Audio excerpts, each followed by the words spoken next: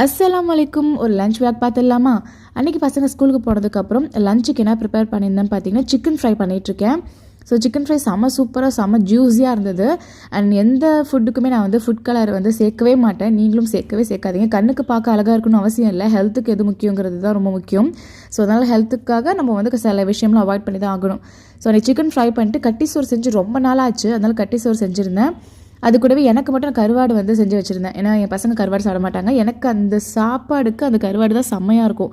So கடகடன்னு எல்லாம் ready பண்ணிவிட்டு 12 மணிக்கெலாம் எடுத்துகிட்டு ஓட ஆரம்பிச்சிட்டேன். ஸோ போகும்போது பார்த்திங்கன்னா ஸ்கூலுக்கு கரெக்டாக என்ட்ரு ஆகிற சமயத்தில் நம்மளோட சப்ஸ்கிரைபர் ஒரு ஃபேமிலியே பார்த்தேன். அவங்க என்கிட்ட ஃபோட்டோ எடுத்துக்கிட்டாங்க. பட் நான் ஃபோட்டோ எடுக்காமல் வந்துட்டேன். ஸோ போயிட்டு லஞ்ச் கொடுத்துட்டு வீட்டுக்கு வந்தாக்கா டக்குன்னு வந்து ஒரு சின்ன ஒர்க் வந்துருச்சு. அதனால் சரி நித்யாக்காவை கூட்டிகிட்டு கிளம்பிடலான்னு சொல்லிட்டு அவங்களுக்கு கொஞ்சம் ரைஸ் சிக்கன் கருவாடெலாம் எடுத்துகிட்டு அவங்கள்ட்ட கொடுத்துட்டு அவங்களையும் கூட்டிகிட்டு மற்ற ஒர்க்லாம் முடிச்சுட்டு நானும் வீட்டுக்கு வந்து செம்மையாக சாப்பிட்டாச்சு. பாய்.